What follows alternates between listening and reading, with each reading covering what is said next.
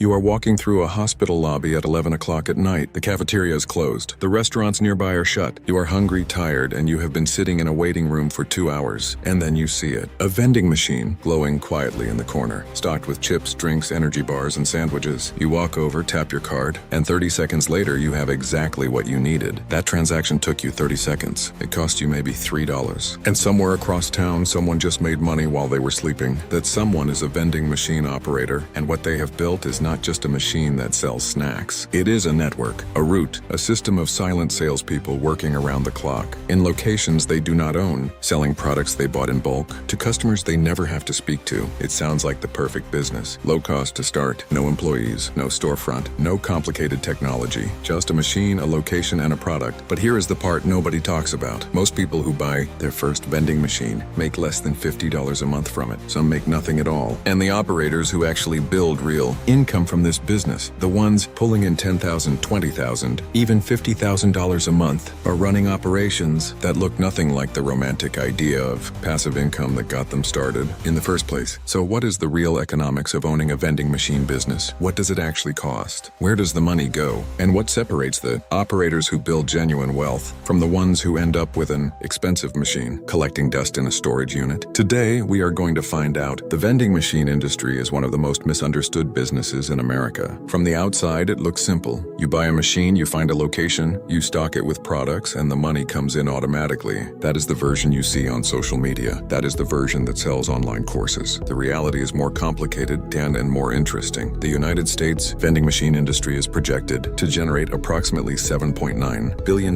in revenue in 2026 globally. The market is expected to reach $25 billion this year, growing steadily toward $41 billion by 2033. This is not a dying industry. It is not being replaced by Amazon or delivery apps. It is growing because convenience, placed in the right location at the right moment, will always have value. But here is what that $7.9 billion number does not tell you. It is spread across hundreds of thousands of individual operators, ranging from people with a single machine in a local gym to companies managing thousands of machines across entire cities. The economics at each scale look completely different. Today we are going to cover all of it. How vending machine businesses actually make money, what it costs to start, where your operating expenses go every month, the hidden costs that blindside new operators, how the most successful owners build real scalable income, a real-world case study, and where this industry is heading in the years ahead. By the end of this video, you will know whether a vending machine business is actually worth starting, and exactly what it takes to make it work. Part 1, how the business makes money. The revenue model of a vending machine business is straightforward on the surface. You stock a machine with products that cost you one price, sell them to customers at a higher price, and keep the difference. A can of soda might cost you 40 cents from a wholesale supplier. You sell it for $1.50. That is a gross margin of over 70% on a single transaction. A bag of chips that cost you 30 cents sells for $1.50. Granola bars, energy drinks, candy. The gross margins on vending machine products are genuinely impressive compared to most retail businesses. But revenue comes from more than just the product. Markup. Modern vending machine operators make money through several streams. The second is machine type diversification. Beyond the traditional snack and drink machine, operators are expanding into fresh food machines stocked with sandwiches and salads, frozen food machines, coffee and hot beverage machines, personal care and hygiene product machines, electronics and accessories machines found in airports, and even prescription medication dispensers in some healthcare settings. Each machine type serves a different customer need and commands different pricing power. The third revenue dimension is scale. A single machine in a decent location might generate $300 to $600 in gross revenue per month, but an operator running 50 machines across a well-managed route generates $15,000 to $30,000 in monthly gross revenue, and the operational cost per machine drops significantly as the route becomes more efficient. The fourth is cashless payment adoption. Over 60% of new vending machines in the US are now equipped with card readers and mobile payment systems. This matters economically because customers consistently spend spend more per transaction when using a card versus cash. The convenience of tapping a phone removes the psychological friction of handing over physical money, and that behavioral shift directly increases average transaction value per visit. Location is everything in this business. A machine in a hospital waiting room, a university dormitory, a busy factory break room, or a 24-hour gym operates in a completely different economic universe from a machine sitting in a quiet office lobby that empties out at 5 o'clock every evening. The same machine with the same products at the same prices can generate $50 a month in one location and $1,500 a month in another. That single variable, location, determines more about the success of a vending machine business than almost any other factor. The startup costs. This is where the vending machine business genuinely stands apart from almost every other business we have covered in this series. The barrier to entry is remarkably low. A basic new snack or beverage vending machine costs between $3,000 and $5,000. A used machine in good working condition can be found for as little as $1,500 to $2,000. Compare that to the $2 million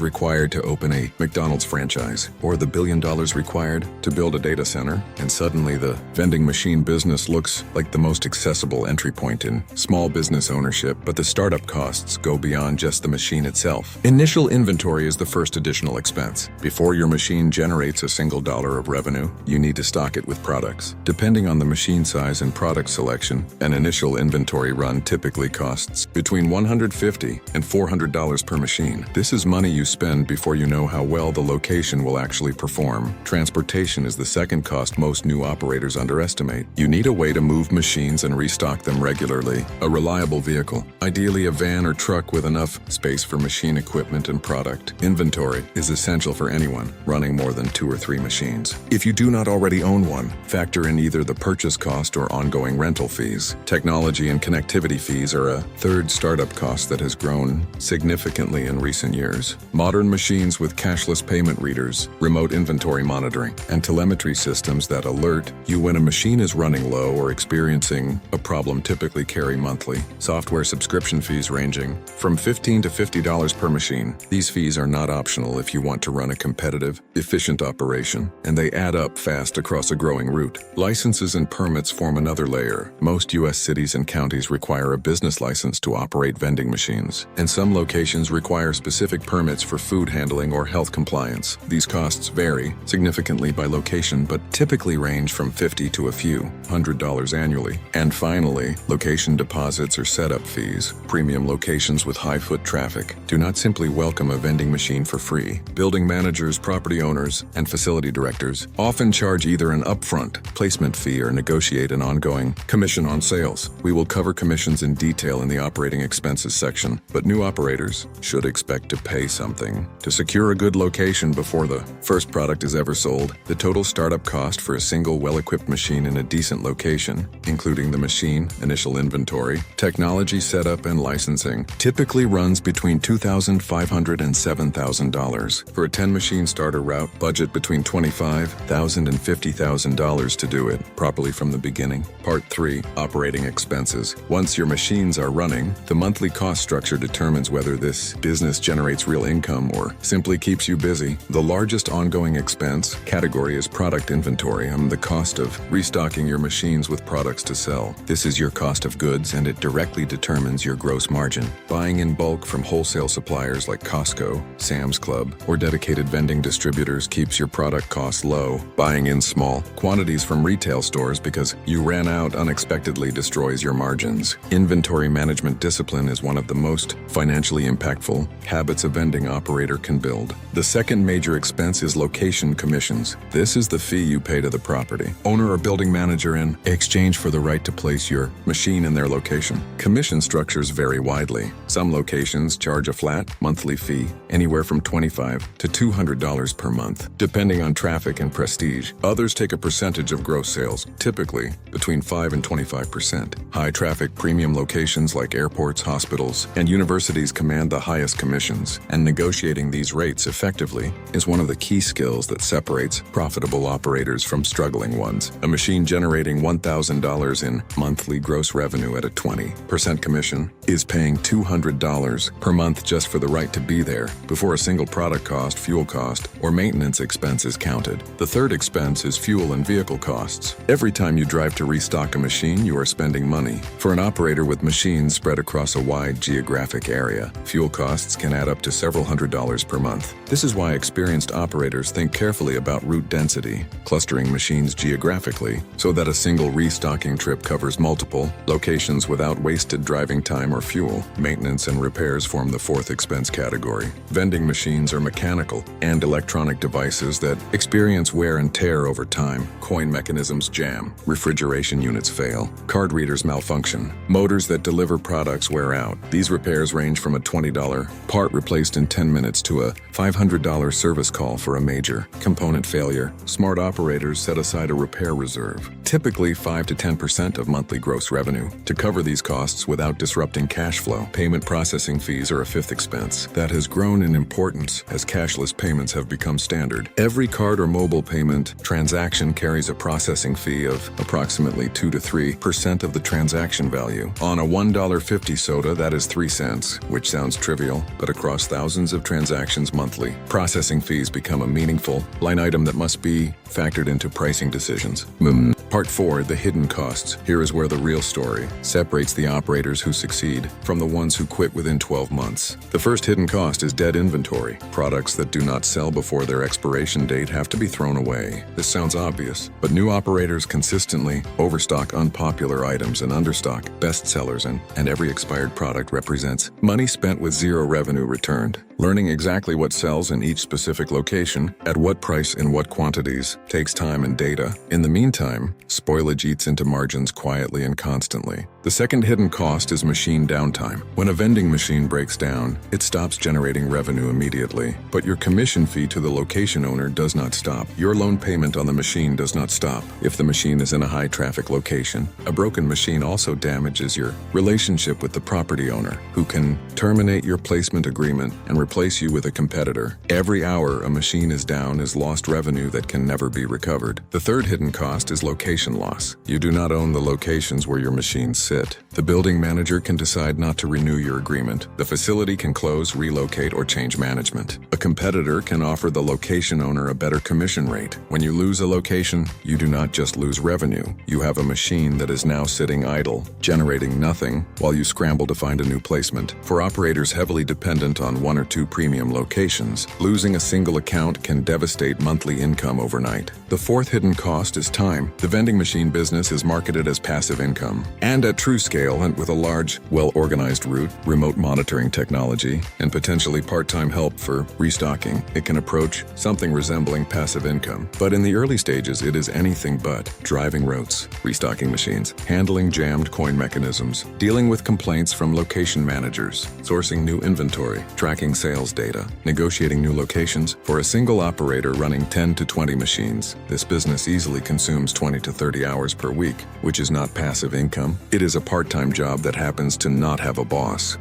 Part 5, how successful owners make money. Given all of these costs and complexities, how do the operators who build genuine wealth from vending machines actually do it? The first answer is route density and scale. A single vending machine generating $100 of net profit per month is a hobby. 10 machines generating $1,000 of net profit per month is a side business. 50 machines generating $5,000 of net profit per month is a real business. To earn $100,000 annually from vending machines, most operators need between 20 and 50 machines, depending on location quality and average profit per unit. The economics of this business only become compelling at scale, and getting to scale requires reinvesting early profits into additional machines rather than spending them. The second answer is location obsession. The best operators spend more time finding, evaluating, and securing great locations than they spend on any other activity in their business. They understand that a machine in a hospital emergency waiting room, a 24-hour manufacturing facility, or a university dormitory building generates 5 to 10 times more revenue than the same machine in a quiet office lobby. They negotiate aggressively for these locations, protect them fiercely once secured,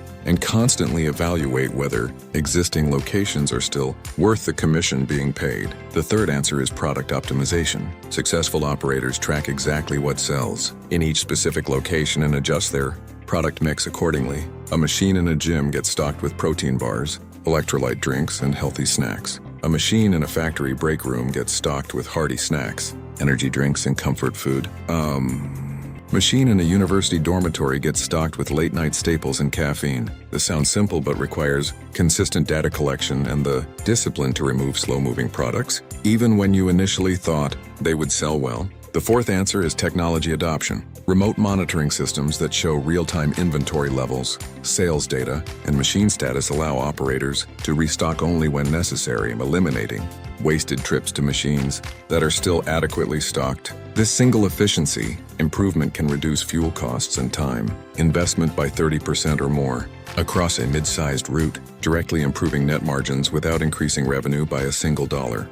Part 6. Real case study. To understand what this business looks like when it is built properly, consider the story of a type of operator that has emerged as the most successful profile in modern vending and the multi-location route operator who combines technology with aggressive location strategy. A vending operator in a mid-sized American city starts with 2 machines, one in a local gym, one in a small office building. Combined monthly gross revenue in the first 3 months is around $600. After product costs, fuel, and the gym's 15% commission, net profit is roughly $150 a month, barely enough to justify the time invested. But instead of giving up, this operator reinvests every dollar of profit and uses a small equipment loan to add 3 more machines, this time targeting a hospital, a 24-hour laundromat, and a college dormitory building. Monthly gross revenue climbs to $3,000. Net profit after all expenses reaches approximately $900 per month. Over the next 2 years, the operator methodically adds machines, drops underperforming locations, upgrades machines to cashless payment systems, and installs remote monitoring technology that eliminates unnecessary restocking trips. By machine number 25, the route generates approximately $12,000 in monthly gross revenue.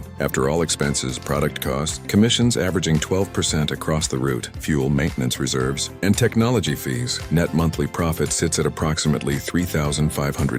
That is $42,000 per year from 25 machines. Not life-changing wealth on its own, but built in 2 years, requiring no employees, no storefront, and no specialized skills. And it is a foundation that continues to scale. The lesson is not that vending machines make you rich quickly. The lesson is that this business rewards patience, data-driven decision-making, and reinvestment, and punishes operators who expect passive income from machine number 1. Part 7. The future of the industry. The vending machine industry in 2026 looks meaningfully different from the one that existed even 5 years ago. And the changes create both new opportunities and new pressures for operators. The biggest structural shift is the move toward smart machines. Modern vending machines are connected devices, equipped with touchscreens, cashless payment systems, remote inventory monitoring, dynamic pricing capability, and in some cases, cameras and AI that can suggest products based on the customer standing in front of the machine. These machines cost more upfront but generate meaningfully higher revenue through increased transaction values and reduced operational waste.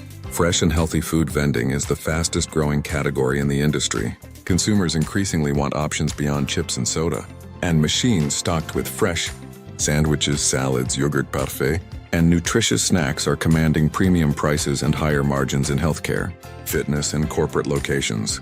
This trend rewards operators who are willing to manage the additional complexity of fresh food, including shorter shelf lives and stricter health compliance requirements, in exchange for significantly better economics. The biggest threat to the traditional vending model is consumer price sensitivity. As inflation has pushed vending machine prices higher over the past few years, some customers have begun choosing alternative options, bringing food from home, using delivery apps, or simply skipping the purchase. Industry analysts have noted that customers in 2025 and 2026 are less willing to pay a premium for vending machine convenience than they were before, which puts pressure on operators to either justify their pricing through better product selection and machine quality, or accept thinner margins in competitive locations. Micro markets, small, unmanned retail spaces that replace a single vending machine with an open shelf, display, a refrigerated cooler, and a self-checkout kiosk, are emerging as a premium alternative in corporate and healthcare settings. They offer more product variety, a better customer experience, and typically higher average transaction values than traditional machines. The operators who move into micro markets early are positioning themselves at the premium end of the unattended retail market, where margins and customer satisfaction are both significantly higher. Machine business actually looks like The entry point is genuinely accessible. For $2,000 to $7,000 per machine, you can own a business asset that generates revenue every hour of every day without requiring your physical presence.